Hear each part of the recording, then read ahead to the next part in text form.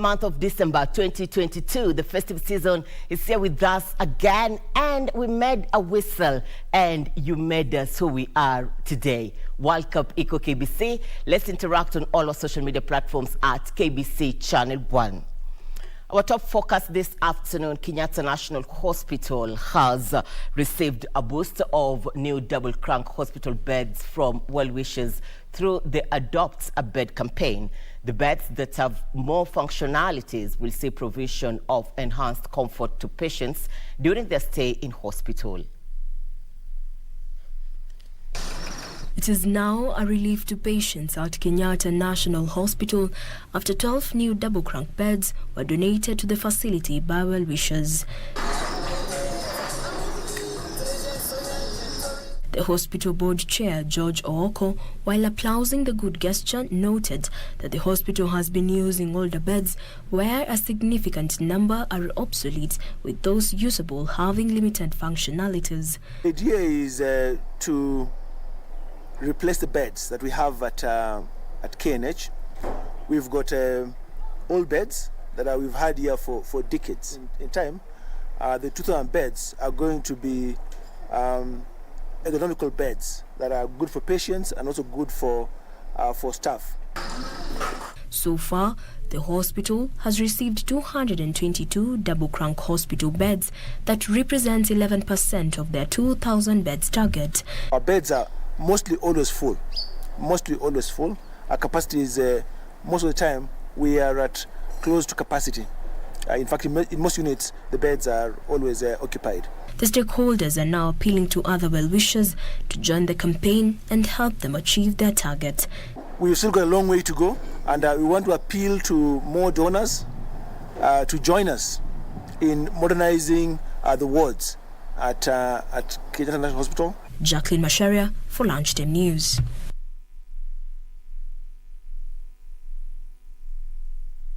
Lobby groups from Kilifi County have pushed for the establishment of gender-based violence rescue centers across the county to protect victims from going back to their perpetrators as they seek assistance.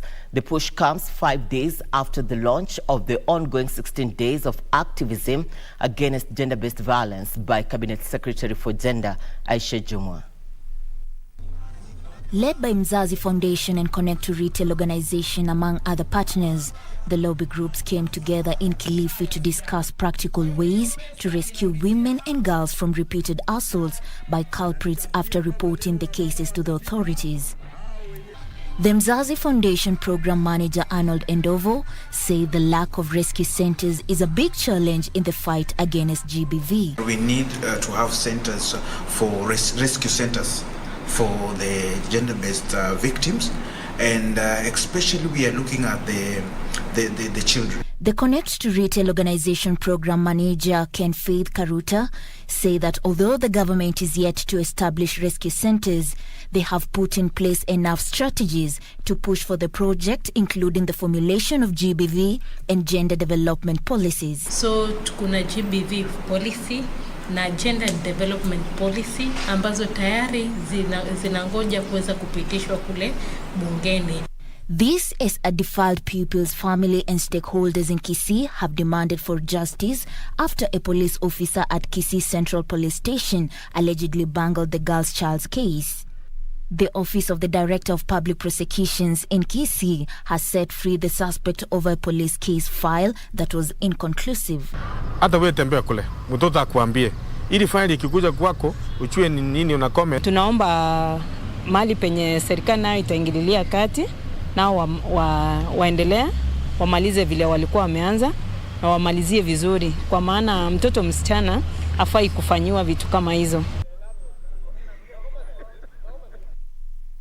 Now, abandonment of women after getting pregnant is on the rise in the country, with those affected being left alone to deal with the responsibility of parenting and its challenges. And though the law provides for recourse, the process is often slow and tedious, making most women give up. And as the world marks 16 days of activism against gender-based violence, we focus on the story of Joyce Adhiambo Otieno, a woman living with disability in Siaya County, abandoned by the father of her child. She is forced to raise her ailing son alone with very little resources. Joyce Adhiambo Otieno, a woman living with disability in Bondo, Siaya County, cannot hold back her tears as she narrates her ordeal in the hands of the man she once thought loved her. While many associate gender-based violence with physical and sexual assault, Adhiambo suffered psychological torment after the father of her child rejected her immediately she announced her pregnancy.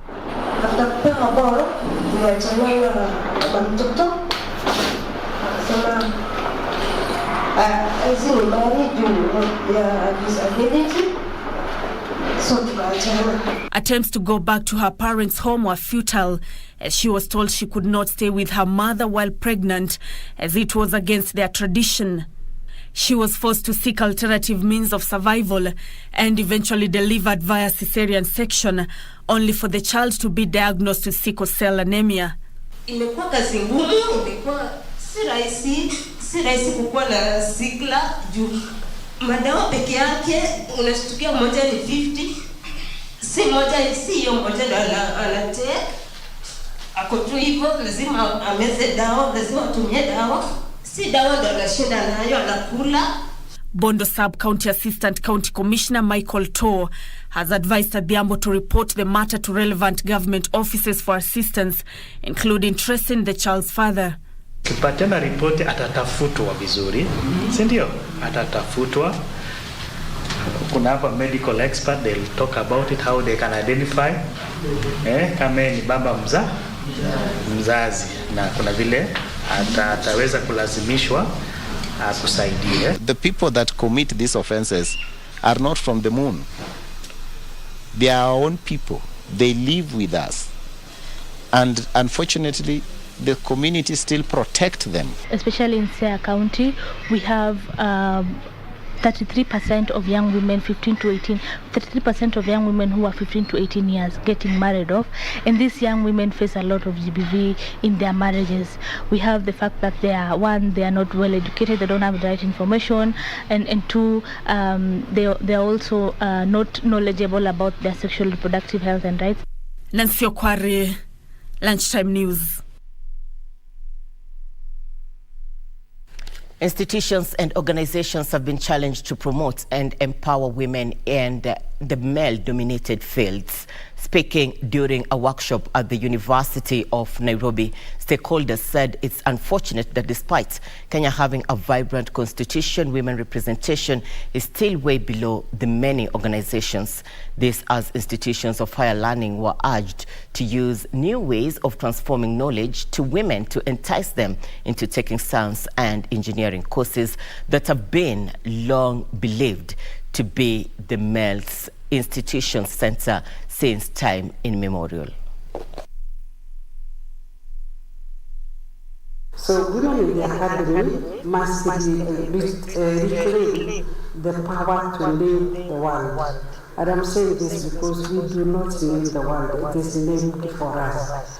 The underrepresentation of women in STEM holds particularly STEM fields, particularly in leadership positions, is a global development issue. A study by UNESCO reported that women in STEM areas of engineering and technology still remain a priority despite gains made in other fields such as health and environmental management. You look at women who advance all the way, like in academia, to full professorship, you know, the number is very, very small. So what is the problem? Why do women just want to be, you know, at the lower levels? And yet we'll complain when decisions are made that are not favoring us. So again, something we are interrogating. Equality and empowerment of women in the water domain, which is necessary in achieving water and sanitation for all. Let us have tangible actions that discourage norms and stereotypes that disadvantage women and girls from seizing available opportunities to excel.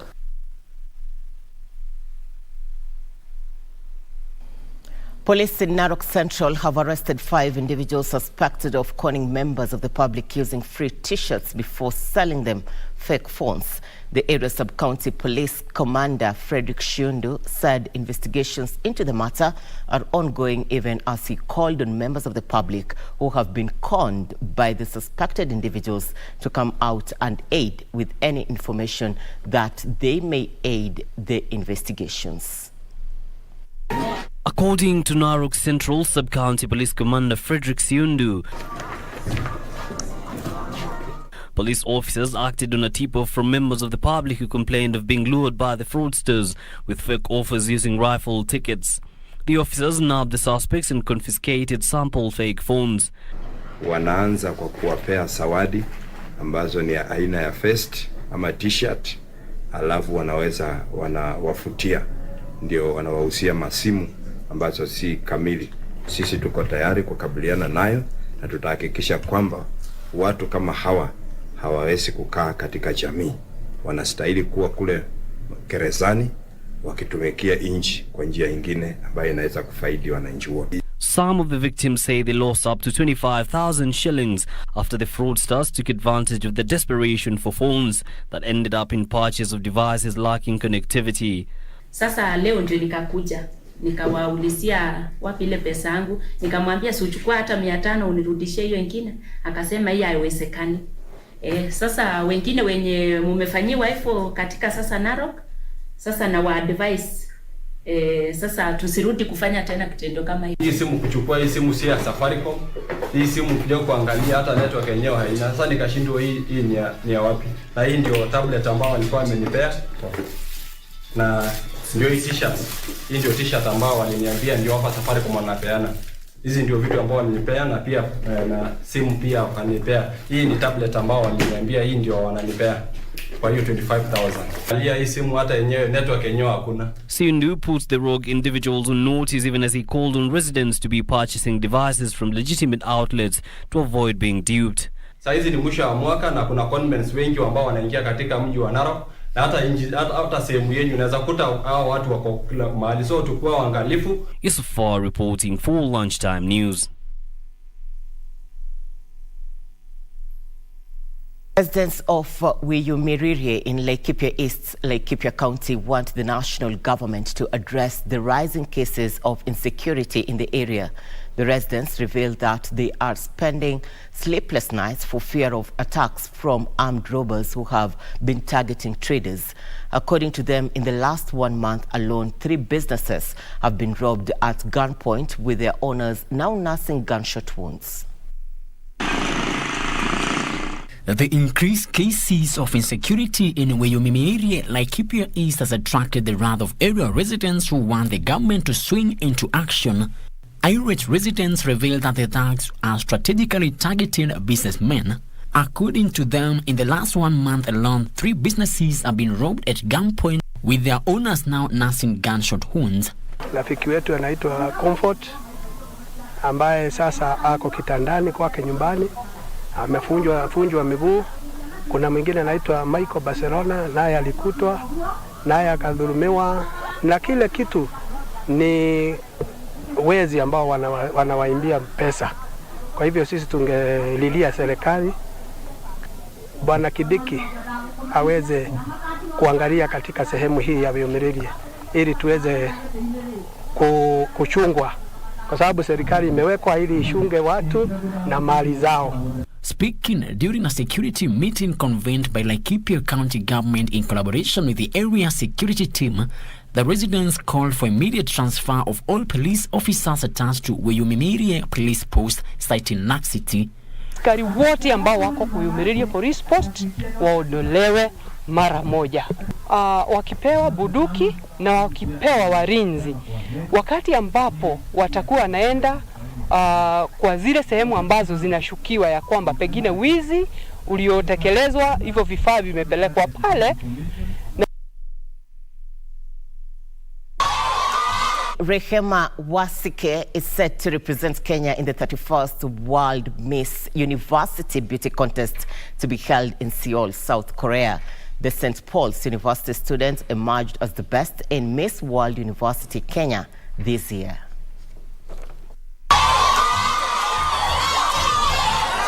Joy and jubilation rocked the Christian Basin Paul's University's amphitheater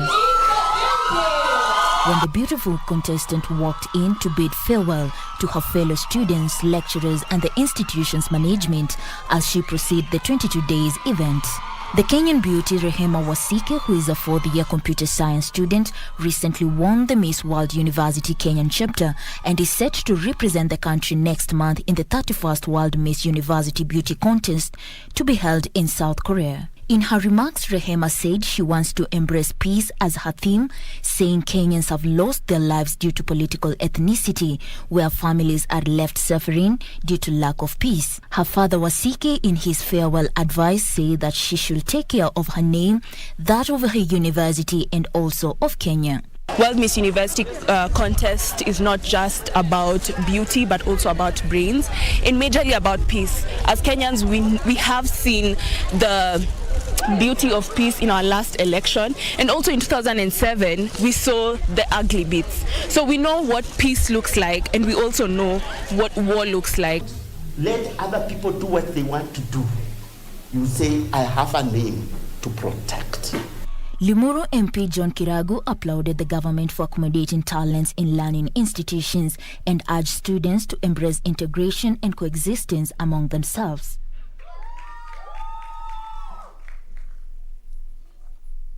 National Lands Commission NLC has started the process of acquiring community land in Tiaty constituency, Baringo County, on behalf of the Geothermal Development Company GDC to produce electricity from underground steam.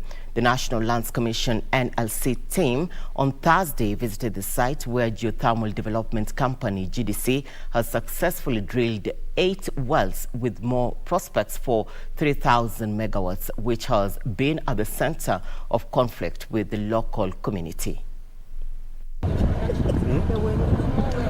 Speaking in Parker Hills, where Geothermal Development Company have successfully drilled 8 wells, with the area having a prospect of more wells with an estimate of having 3,000 megawatts of geothermal energy once they complete Parker, Silale and Korosi wells. Kenya National Land Commission acting CEO said the commission will launch the report on December 9th in a bid to compensate community land taken by government, which will be the first mandate of the commission. The law says in the absence of the community having been not registered, compensation is done to the county government. So the misunderstanding we've been having is that the communities are not very comfortable to have this done by the county on their behalf. According to the Land Commission, the documentation of the land has opened the way for the valuates to start the evaluation process in a bid to end the long standoff with the community. Tiaty Member of Parliament William Kamket said the process should now be hastened to compensate the communities, since the aging men may die before enjoying the benefits of their land. Madam CEO na Commissioner, mtusaidie kuharakisha hii mambo ya evaluation. Hii watu wamekaa pande hii karibu sasa mwaka 10. Na wazee wanaelekea kuzeeka na wanasema nataka kukula hii chakula kabla hawajazeeka. Na ndio hii watu wapate compensation ya hii land ambayo imechukuliwa na serikali. The government now wants the security department, religious leaders and other stakeholders to be incorporated in the fight against the deadly Ebola virus. Busia County Health Officer Nelson Andanje disclosed that a large number of Busia residents have little understanding and knowledge of the virus now spreading in neighboring Uganda. Andanje noted that there is need to sensitize residents on how to prevent the spread of the disease. He further emphasized on the importance of screening of the people coming from Uganda as one of the containment measures. Mimi ningesema ya kwamba labda mambo haya yakiendelea namna hiyo, huenda kama kanisa tukarecommend mipaka ifungwe.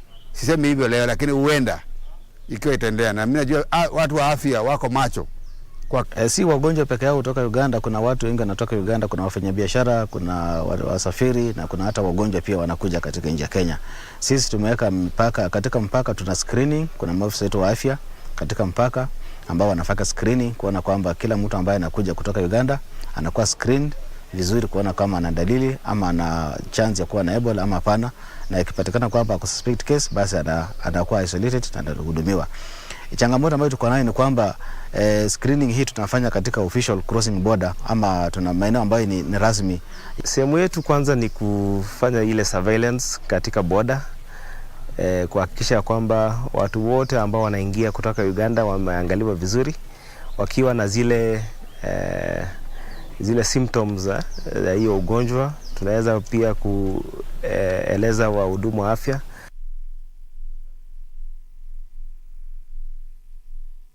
All right, immediate former cabinet secretary in the Ministry of Public Service, Gender and Senior Citizens Affairs, Professor Margaret Kobia, has been inducted into the Women Trailblazers program.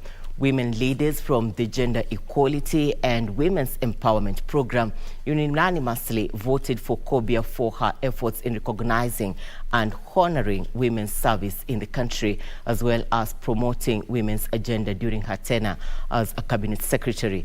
The Trailblazers program was launched in 2018 by former President Uhuru Kenyatta with an aim of identifying and rewarding women leaders who have made substantial contribution to Kenya's political economy.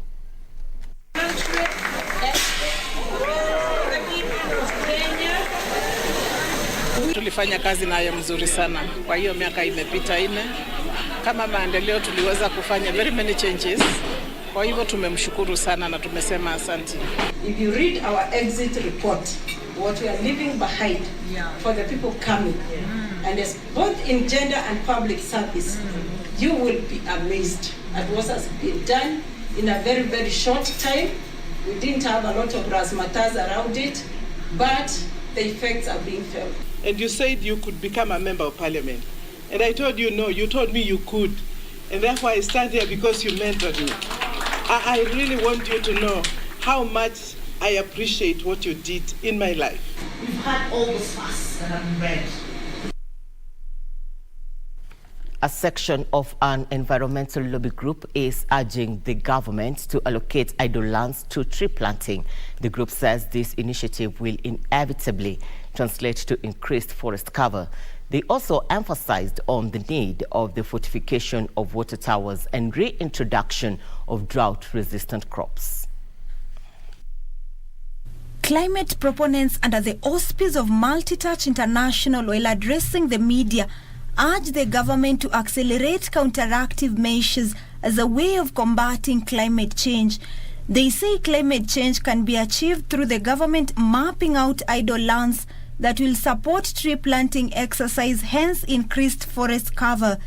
Trees are not only deemed as revolutionary in climate change intervention, but if well utilized, can boost the country's economy through carbon trading. The sustainability of targeted 40 billion trees is envisaged to sequester over 1 billion tons of carbon per year and earn Kenya billions of dollars. A land which is not settled does not have trees. Those people, when they buy, they start planting trees. Let people be allocated lands where they take care of themselves and they will develop. Further adding that drought-resistant crops ought to be adopted in drought-prone areas and more emphasis put on the 100% transition to clean energy. And store food, fodder, or embark on timely tree planting besides establishing sustainable water pans. There is something called biogas. Biogas comes from the cow dung. People in the rural areas are having it. It is doing very, very well. That one can help a lot in the rural area not to destroy the trees. The group, which is targeting to plant 40 billion trees, says negotiation with at least 10 county government has begun in a bid to plant more trees, with calls for more partners to come on board. We also request all government agencies, Kenya Association of Manufacturers, corporate, philanthropists and donors to support the establishment of mega tree nurseries. They are also calling for the ban on the importation of all plastic potted plants and instead focus on the planting of real crops that will in turn isolate carbon from the environment. Plastic flowers come in potted containers. Yeah? Of what value are they to us, to be honest? Particularly in this climate change period. We need to plant our trees to rehabilitate our forests, our water catchments, and create jobs. Opicho Chemtai for Lunchtime News. All right, the Rural Agency for Community Development and Assistance, RAKIDA, has donated borehole equipment worth 20 million shillings to Mandera County in an effort to mitigate the drought situation in the region. The donation, which includes 10 boreholes equipment, generators and some solar equipment, is set to benefit the residents and boost water supply in the area. Speaking while receiving the donation, Mandera County Executive Committee for Water Mohammed Ali thanked the non-state actor and said the donation will help in mitigating the drought. More than 80,000 households in 4 sub-counties, Mandera North, Lafey, Banisa and Mandera South, are set to benefit from this donation after Mandera received 20 million shillings donation of borehole equipment from Rural Agency for Community Development and Assistance. We are trying to equip boreholes. We're trying to put standby generating sets or replacing the old ones. And because of that, that's why these generators are here today. And they're going to 8 boreholes in about 4 sub-counties. In addition, Project Officer for Rural Agency for Community Development and Assistance, Hassan Jimale, said there was need to include such projects in the budget, as this will increase locals' economic and social life and help in solving the drought devastation. What the people need so much during this drought season. So that's why we have seen there's a dire need for boreholes in this county. That's why we have brought these gensets, these engines to the county to support them with through the boreholes. He also asked the residents to handle the sets with care so as to benefit from the projects. This comes after Mandera North. Mandera South Lafey is recorded to be the hardest hit by drought area that has also resulted in deaths of livestock, perennial dry spell. For Lunchtime News, I'm Alvin Kaunda. You're watching the Lunchtime News. We are taking a short commercial break. We'll be back with more news making headlines in the world of business and sports. And we have our very own Daniel Wahome and Karen Kibet in Qatar. We'll be crossing over live from the other side after the break. Stay with us.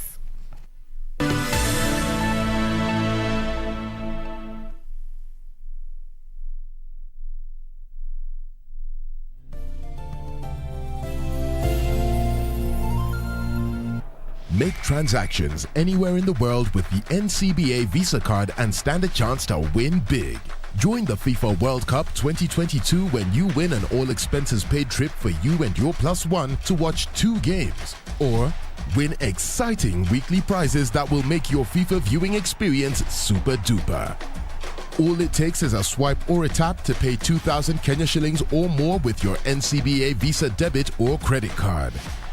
The more you swipe or tap to pay, the higher your chances of winning with 1 point for every 2,000 Kenya shillings spent.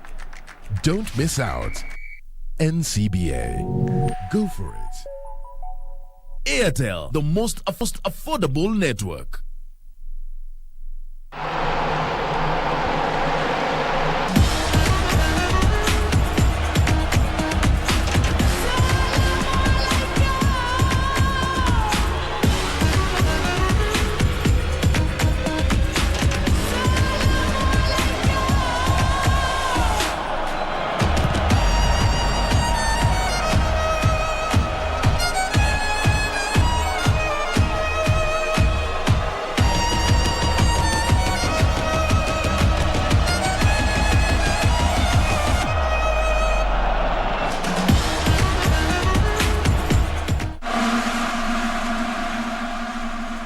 Welcome to the Living Room Stadium.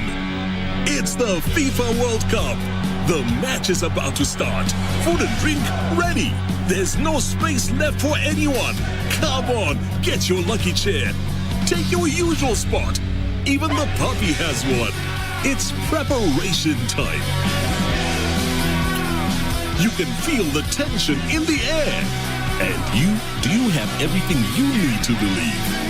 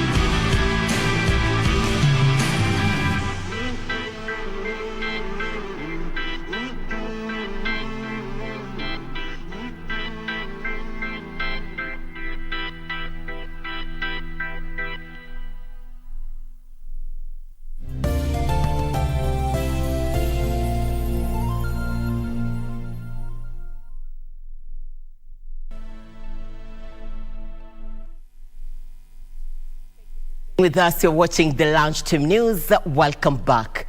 The Machakos County Service Board has been sacked over misconduct and misuse of office. This is after a sanction by the Machakos County Assembly following a motion that was introduced to the Assembly by the chairman of the Labour Committee, Steve Mwanthi. After a lengthy deliberation and debate of the motion under the leadership of the Speaker and Kiusia, the three officials, namely Onesmus Muia Mutisia, the Secretary, Cecilia Mbinya Sereka and Stella Ndinda Mudhoka, were removed from office with a majority vote. 48 MCAs voted for the removal of the officials, with 9 others declaring the support for the state officers at an earlier meeting. Makosa yenye walikuwa wamefanya ni pamoja na kuajiri wafanyikazi katika job group za juu. Ilihitajika tu tukuwe na wafanyikazi 16, lakini badala yake wameweka wafanyikazi zaidi ya 40 kwenye ofisi moja. Speaking to the press, the Assembly chairman of the Labour Committee, who was the mover of the motion, Mwanthi, said the 3 warranted removal from office for gross misconduct. Shida zao zilikuwa nyingi, pamoja na kudhulumu wanawake wetu, wasichana wetu, mandada zetu. Ati ndio upate kupewa pesa ya allowance, lazima mlale na commissioner ndio upate vitu kama hizo.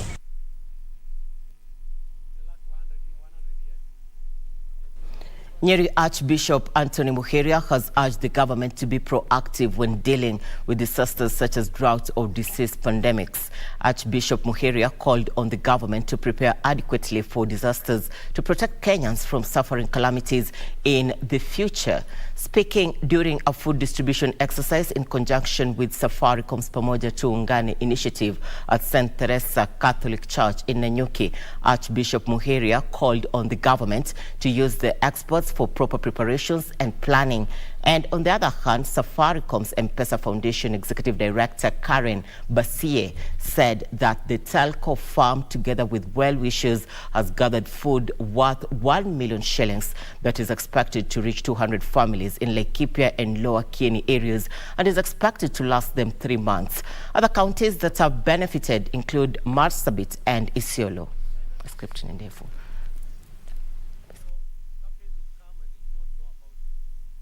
We appreciate that the government has made many measures, but we're asking them to do it in a multi-sectoral way, include other stakeholders, including the faith-based organization, churches, so that really we can ensure that the food reaches the real needy. This one is going to reach every person at the ground. We are not going to use any of those funds for the distribution. The money contributed goes down to the beneficiary. This is what we think government should work.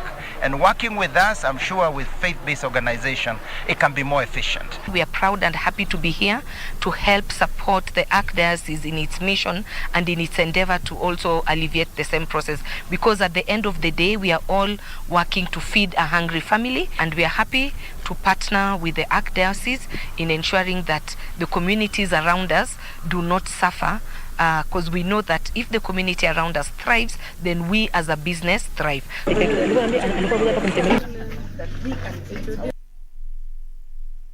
Community-based organization Inua Jamii under the banner Action on Sustainable Development Goals is calling on the government to uplift women in grassroots by supplying them with funds.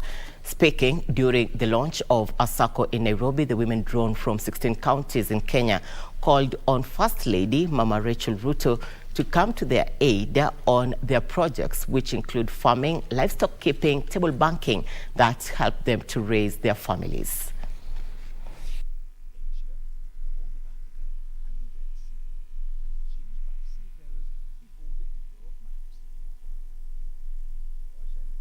Hii kikundi tulianza na tukaanza kutoa pesa zetu kwa mfuko ili tuanze kujisaidia sisi wenyewe. Tunaomba serikali kama president atushike mkono, kama wamama tuende mbali. Na tukiwa na president, tukifika 2027, najua wamama watakuwa mbali. Kama mama ashikamane pamoja na sisi, diposa atusaidie kule mashinani. Kwa mfano tuko na chamba ambayo tumetoa ni kwa sababu ya kujenga boma ya watoto yatima. So tugeomba watushikilie diposa ile boma ya mayatima isimame, na hiyo chamba ambayo ni ekali kama 3 ifanye kazi, na wale watoto wasaidike wapate mahali wanayesaita nyumbani. Pana wetu Mutula Kilonzo, angalie kuna wamama ambaye watoto wanafikisha miaka 4 hawaendi shule kwa sababu ya njaa. Hakuna maji, hakuna kitu, lakini tunang'ang'ana tu sisi wamama. Wafaa wakuje huko, hata wengine tunawalipia hiyo registration kwa sababu wako chini. Na ningeomba Bwana President, tafadhali tushikilie inua mama mashinani ili tuweze kuinuka. Wamama tumefinyiliwa sana sana, na tukituinua tutafurahi. Hii kikundi imefanya kazi mingi sana kule mashinani. Nimeona na macho yangu hao wamama wakipelekea wamama wale wengine wale wako kule chini chakula. Wengine hata wanasaidiwa kuletewa maji na mbuza, mtu anawekewa drum kama moja. Watoto wale wameacha shule, wamama wanakuja wanachanga pesa kama wale watoto sasa hivi wanafanya mtihani. Kuna wale walikuwa wamekaa chini, au wamama wamefanya kazi wakawarudisha shule.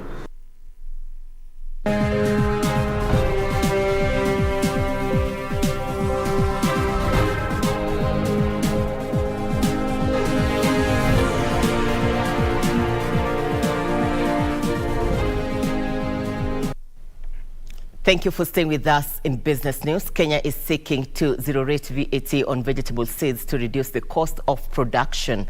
Livestock Principal Secretary Harry Kimtai says talks are at an advanced stage with the National Treasury to waive tax on vegetable seeds.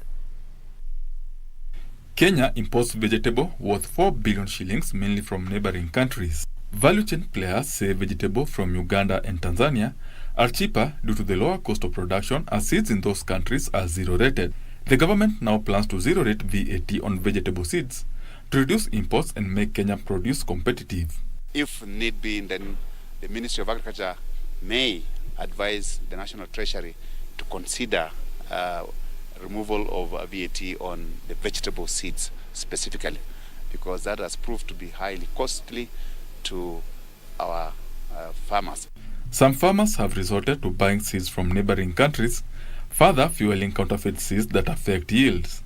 Not sure whether it meets our standards, because we have the Kenya Plant Health Inspectorate Services who are supposed to certify all the seeds that are sold in the country.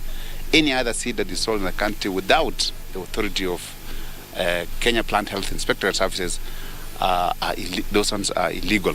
Idle land belonging to government institutions is also being mapped out to help in seed multiplication, with both multinational and regional seed companies showing interest in the venture. Now, one of the huge costs of investment is the cost of land. If we remove that cost, then we shall attract investors to come and support us in commercialization and making sure that we use our land productively. Basin reporting for Lunchtime News. Kenya is facing a major job-related crisis as the number of unemployed people doubled in the last 10 years. The Federation of Kenya Employees has said joblessness has been caused by automation, COVID-19 and slugging economic growth. The situation has been worsened by the high number of fresh graduates that are now joining the labor market every year from colleges and universities. FKE Chief Executive Jacqueline Mugo has told the government to invest in labor-intensive projects to spur employment.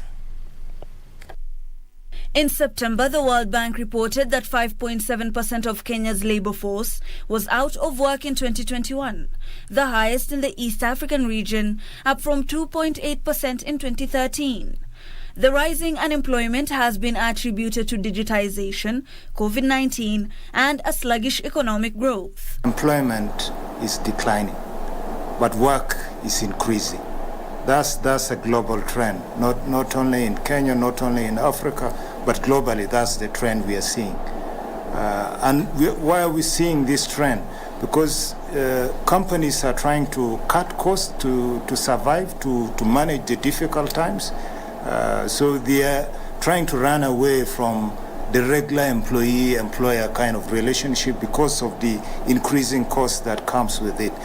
According to the banking report, the sector shed 6,574 clerical jobs between 2014 and 2019 as they deepened digital and online banking in the period. The Federation of Kenya's Employers Chief Executive Jacqueline Mugo says the bulging unemployment rate in Kenya presents a major threat to Kenya's socio-economic well-being. Speaking during a meeting with other private sector players from Africa, Mugo urged the government to invest in labor-intensive sectors. Mainly discussing the challenges facing Africa and how we as employers can play our part to support the development of our continent. Business Africa has, over the years, been the voice of employers on the African continent.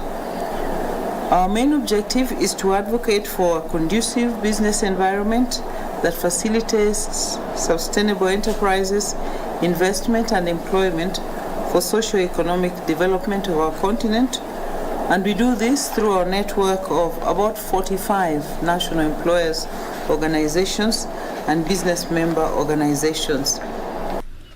Mugo, who is also the Secretary General of Business Africa, has urged African countries to take advantage of the African Continental Free Trade Area Agreement to deepen trade and create linkages. One of the key things that Business Africa has taken it upon itself to do is to work together with other partners to look at how we can standardize qualifications, competencies, skills in major trades that are relevant across Africa, especially coming under the heels of AFTA, where businesses, industry are going to require talent across the continent in order to be able to prosecute that agenda. Art as a tourist product is gaining popularity in Kembu County, with event organizers utilizing the open spaces and amphitheaters in the area to attract audiences to watch art performances or engage in team-building activities. Virginia Arts and Recreational Center Director Faith Njoki says art has a huge potential to create jobs, especially among the youth who are the main performers, as well as promote culture.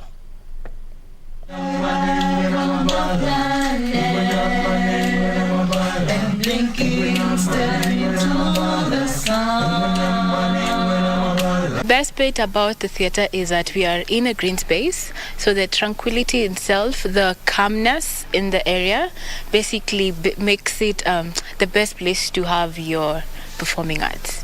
Mbuyu ulikuwa unajua imefika sababu ndege zimeanza kuiba. Na hiyo wimbo ilikuanga mzuri sana. Hata hapa utakuwa na bird watching. Want to start building a program for art tourism where you can come all the way down here on Kenyatta Road, Gatondo, and actually watch a theatre in an amphitheatre.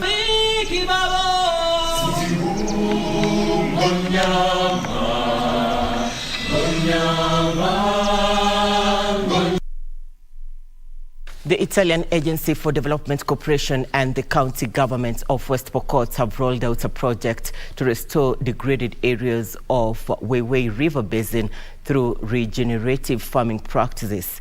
Here now are the details of this and more stories in the corporate briefs. The 2019 November rains damaged the Weiwei irrigation scheme water intake and furrows, cutting off road networks, bridges and sweeping off footbridges. A regeneration initiative has been rolled out in the area for soil conservation by controlling soil erosion, rehabilitating gullies, and promotion of terracing, agroforestry, and reforestation. It's something that we need to restore because looking at the 2030 agenda, the P of planet is definitely one of the most important. So we need to constantly take care of the planet surrounding us because it's our life. The initiative will directly benefit families living in the Weiwei Basin who will be engaged in agroecological activities such as bamboo cultivation for forestation of riparian lands. Tukipanda mti tutasaidia mambo ambayo inaitwa climate change, hali ya hewa. Hiyo pia itatusaidia kupata mvua kwa wingi. Finally, dairy farmers in Kericho County are calling on the government to address the high cost of animal feeds. The cost of feeding is still very high, and that's why we are calling upon the government and all the stakeholders, especially our county government, to consider even pumping resources to cooperative societies and to look at it keenly so that these resources are channeled towards affording fees for our farmers. The farmers were also challenged to enroll for training on animal husbandry to secure skills on the best practices. Intentions as Marisha is to work together with the farmers and provide training in order to improve on the production of milk in the region. We are continuing to reiterate to them that they need to save in order so that they can in future have what they can do as farmers from their savings. Ndusa Mokami for Lunchtime News.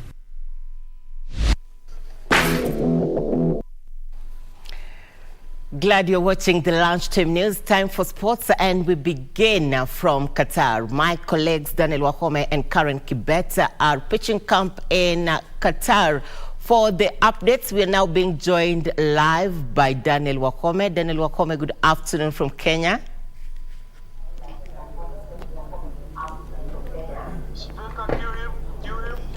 Thank you very much, Irene Muchuma, back at Broadcasting House. We're live at the Qatar National Convention Center, which is the main media center for the FIFA World Cup Qatar 2022. And if you were just to take a look back at what is happening here, it's a whole setup where journalists are banging out copy and making all the stories that are coming through from the press conferences, starting with the one that's lined up next. And can you imagine Korea Republic and Uruguay having their press conferences in the next 15 or so minutes? So that's a part of what we're going to be taking a look at.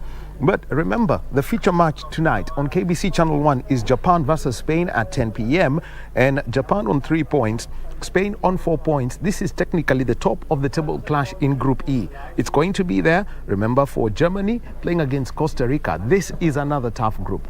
It's 3 points that are required by Germany against Costa Rica, and they pray that the Samurai Blue do lose. The Samurai Blue embarrassing Germany. So a draw for the Samurai Blue somehow will tend to work for them, because Germany are on a negative goal difference. They have to go on a goal fest. So that's one of the things that everyone's got to look at. But that's our main match. And also things also that we are going to be talking about. Cameroon are having their press conference this afternoon, and we've got the coach Rigobert Song, and also going to be at that press conference is Zambo Anguissa, who's one of the players in that team. Ghana are also going to be having their press conference this afternoon against Uruguay, and there's so much conversation around that story. It goes back to 2010, that infamous handball by Luis Suarez that denied Ghana that opportunity to make it to the semis. And then you also have got Cameroon playing against Brazil. So who's going to be at the Ghana press conference is going to be Coach Otto Addo and Thomas Partey. Thomas Partey easily recognizable against Kenyans. And for Ghana, a very important thing for them, they would like to join Senegal in the group stages. So much hopes of the African teams lying with Ghana and also with Morocco. So tonight's football action, remember, Morocco will be playing against Canada. Canada is the second youngest team at the World Cup. One of the youngest teams at the World Cup. You've just got to give it to them. They're playing against Morocco. Morocco, after the win against Belgium, they're all pumped up for that. So they just need to do that and move on to the next phase. Remember, so much inspired by Wydad Casablanca. They've got local-based players and a former Casablanca coach who's going to be out there. So a lot that is expected. And remember, this World Cup, if you can't make it to the stadium, there are the fun parks. So part of the engagement that is there for all the fans is have fun at the fun parks, watch that. There's a place that can hold, I will be talking about 500,000 square meters of a fun park. An entire area has been closed out so that the fans can have fun. Remember, it is all about the camaraderie and all that. Logistically, can't say we are suffering here. The kind of movement that we've seen, it's eased up and all that. So look out for all of that action. We shall be giving you the brief on the Cameroon press conference and also on the Brazil press conference, because tomorrow, Cameroon, they will be playing against Brazil. That match is going to be live on KBC Channel 1. Ghana, they will also be playing their final game against Uruguay. Those two matches are featured on KBC Channel 1.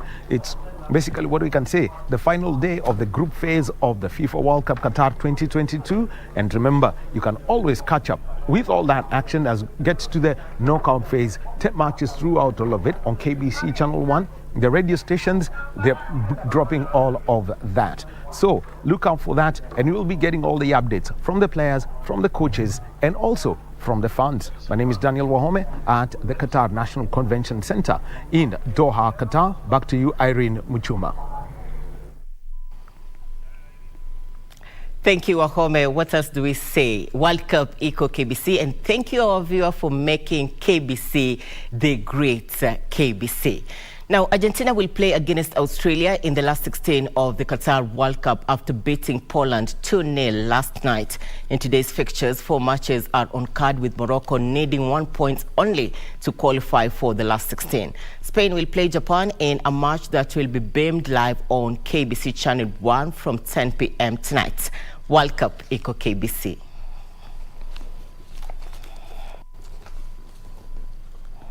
Just at the start, a cross comes in on the right side. A little innocent touch. Alexis McAllister and Julian Alvarez were on target as Argentina beat Poland to book a place in the last 16 of the World Cup finals in Qatar. In the 67th minute of the game, Argentina again with a power shot, ending at 0-0. 46th minute of the game, a little cheeky. In other matches of Group C, Mexico failed to proceed to the next round despite beating Saudi Arabia 2-1 at Lusail Stadium. Saudi Arabia makes a little bit of a frantic effort to at least bring one back. And Salem is the man who gets on target. In today's Group C matches, Germany could be eliminated from the World Cup finals if they fail to beat Costa Rica, while Japan will qualify to the next round if they beat Spain at Khalifa International Stadium. In Group F, Morocco will qualify to the last 16 if they avoid defeat against Canada, while Belgium will proceed to the next round if they beat Croatia. Spain will play Japan in a match that will be beamed live on KBC Channel 1 from 10 p.m. tonight. World Cup Eco KBC.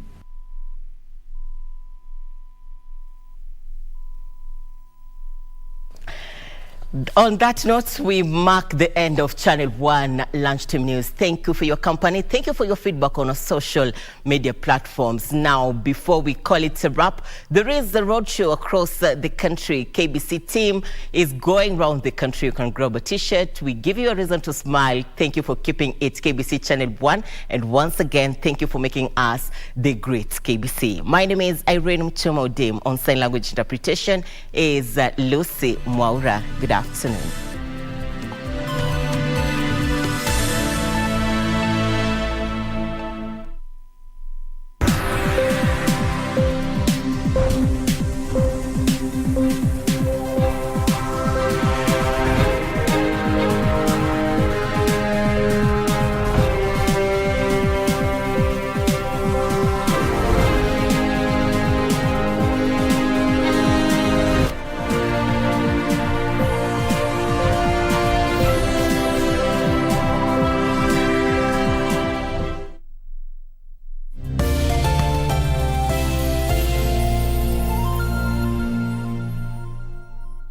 Airtel, the most affordable network.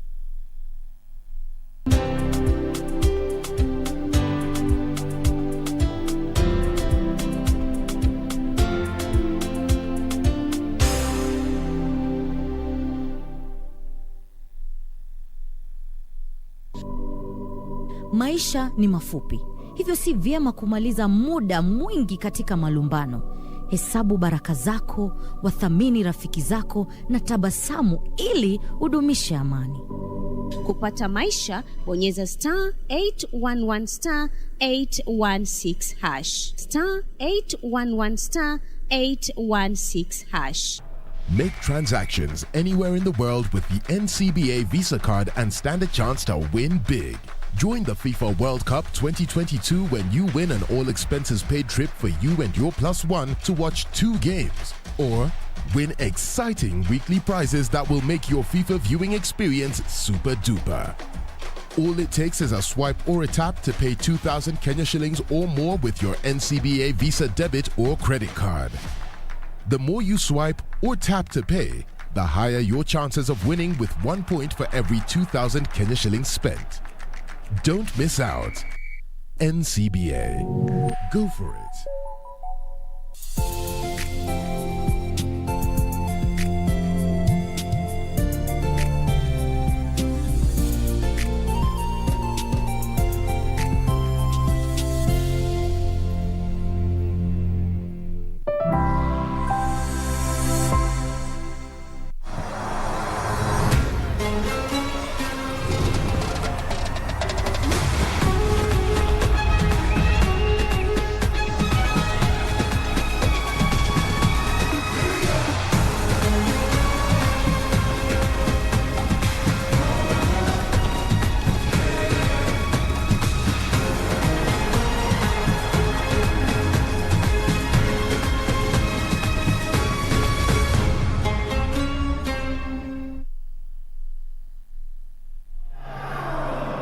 defending champions were the first team to qualify for the round of 16 and with one match to spare.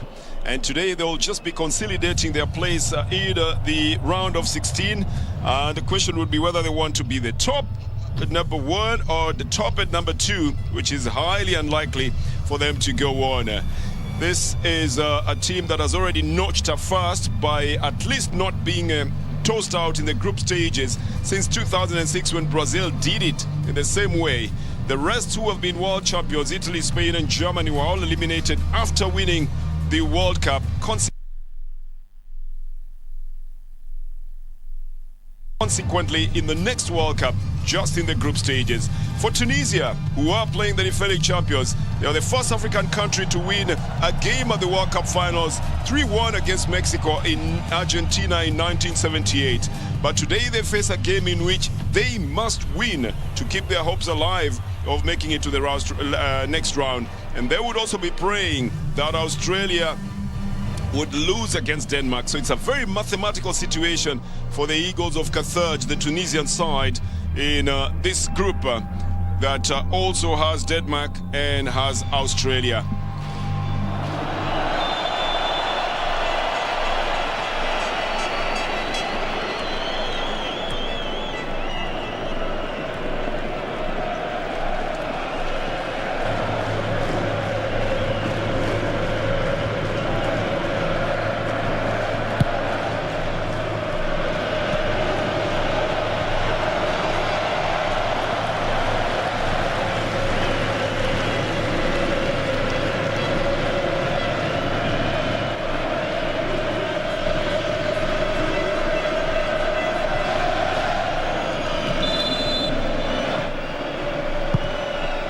Right foot curve, it's nicely deflected into the net. An early goal by Milad Mohammadi, the EK Athens defender. Oh, I think it's ruled offside. Oh, that's going to dent their morale a bit. But he seemed to have been in a perfect position to take it. A nicely curved ball towards goal. Yes, he's offside. By the time the ball is being taken, he's already a few steps ahead. That includes as well Shojai Khalizadeh. Oh, suddenly that will dent their hopes a little bit here. Look at the way he sliced that ball past the defenders.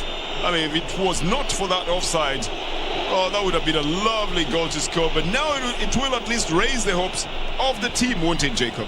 Well, Tunisia starting with fire in this game, and that goal has been disallowed. But clearly, Mandanda was well beaten from that strike from Chadri.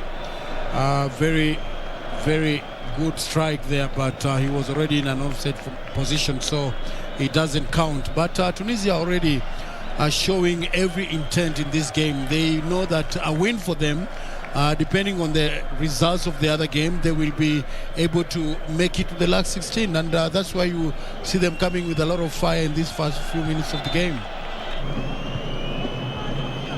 Well, that's a ball that has been just given away basically by Eduardo Camavinga, and Tunisia is capitalizing on that. The cross coming in nicely from the right side off the foot of Ahmad Nourali. It's cleared off securely for a corner. Safety measure first. Seems to be the mantra that Alex Disasi used there. Playing in his first national assignment, Axel Disasi. Oh, here is a corner again, another one that is cut too close. It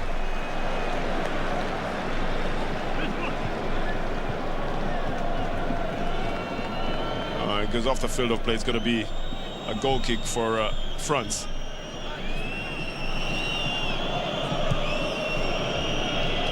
Started off the right side. 12 minutes gone, and the youngsters who've been preferred by Didier Deschamps in today's game are yet to settle on the French side. The Tunisians obviously looking at how they can get the better of them in this one. Jordan Veretout is not exactly young. He's been the veteran in here. Well, again, I think going down too easily by the captain of his side. They did think that they should be getting a penalty out of that. It would probably be better to check it as well on VAR, but Karim Sarifad just looked like he was trying to force himself into that. And Konate would look like he was trying to challenge for the ball as well. That's the way I see it. Could be seen in a different way. But it's not an obstruction, not a clear one at that.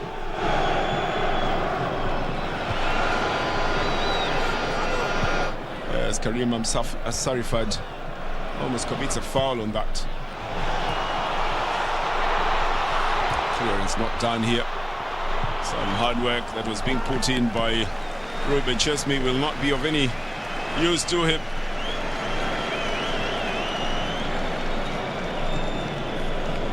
That little tackle there was executed by Abol Fazal Jalali. Seemed to have gotten the better of his marker in that instance, but falls short of just spreading the pass in the box to anybody else who should be close by there. By the time Chesney comes to...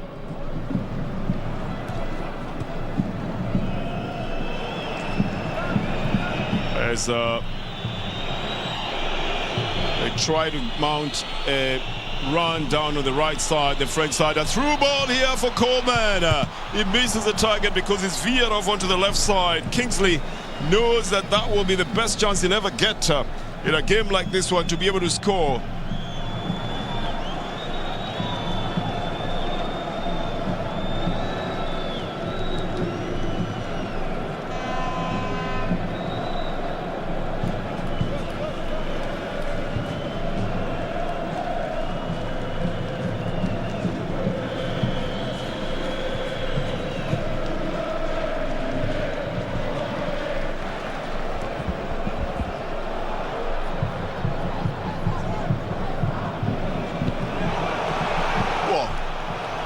One that was going to be troubling the goalkeeper, and suddenly Slimani did think that he had gotten it very well rounded up there, with an easy delivery coming from the left side of attack.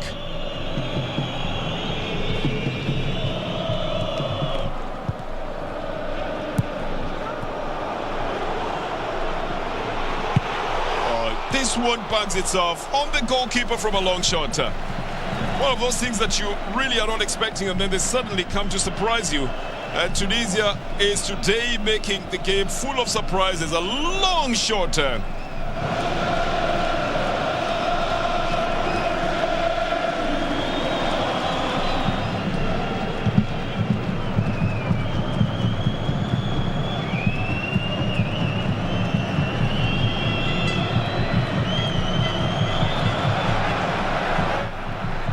Into the midfield now for Slimani, and a through ball, and a good one at that, with the nearest at the post here.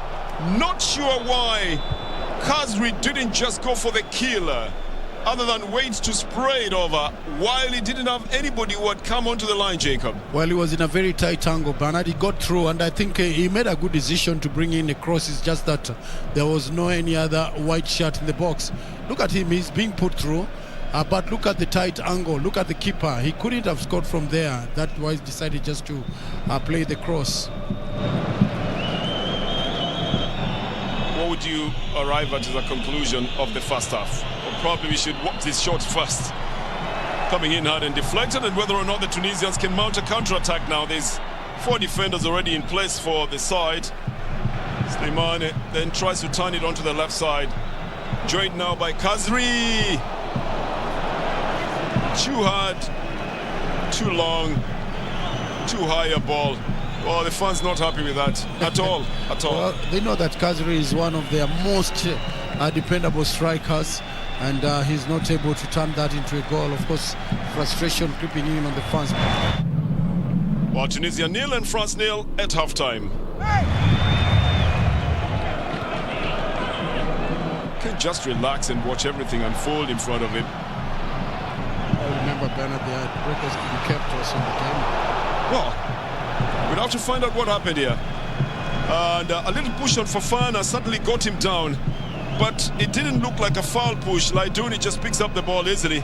Or he pulled something. He just pulled something, and Laiduni was going to take advantage of that. He blasts wide though. Fofana starts a run. There it is again. Pulls something and leaves the ball. I think Laiduni is just taken by surprise that he has possession in that area. Oh, well. Stepped on. Fofana stepped on his foot, and that's why Fofana went down. Well, we have to see that again. I think Laiduni, I think Fofana pulled something of a muscle there, because he seemed to have just left the ball suddenly. And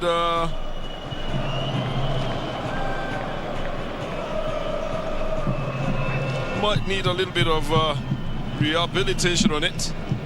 He's quite unhappy that his case is not treated very seriously. And France will begin it again on their side.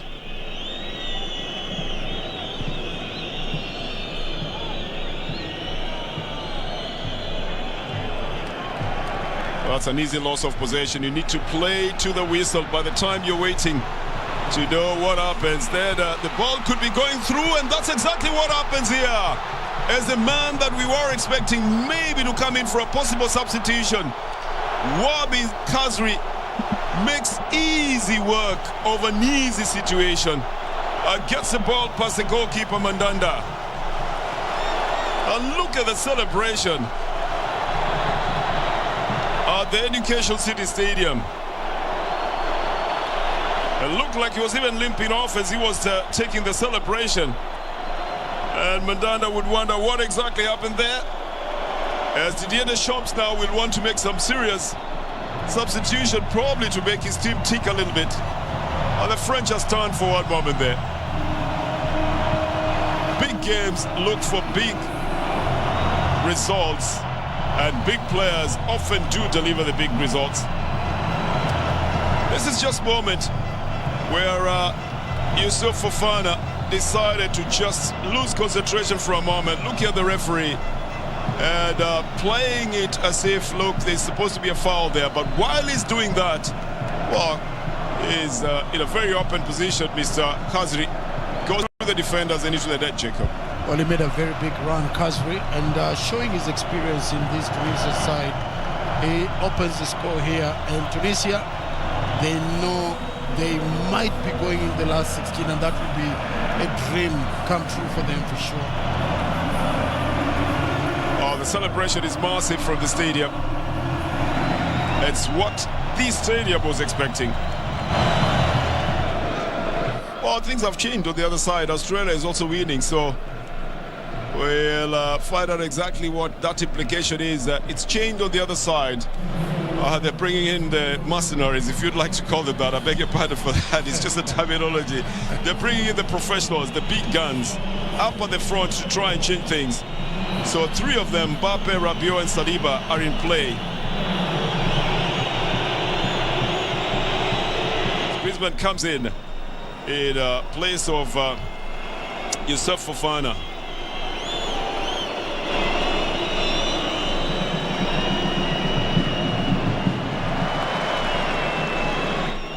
Looking like a more regular French side now. Debele lifts it just across the face of goal. The goalkeeper carefully scrapes it out. It's quite a wrong time not to have the concentration from goalkeeper Dame, as Bakil brings it to a good place that was going to be for a shot. It's taken by Debele, easily taken by Emin Damin. I'm sure he's already shut his mind, and he has, from the booing fans, goes through one defender, goes through a second time, and was going to compound his critiques here, Kylian Mbappe. If it wasn't for the goalkeeper who then pulls one of the best saves so far in this game.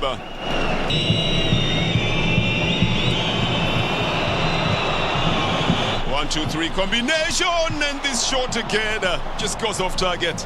Kolo Muani could have been celebrating after having been in the game for so long and not getting a chance like that one.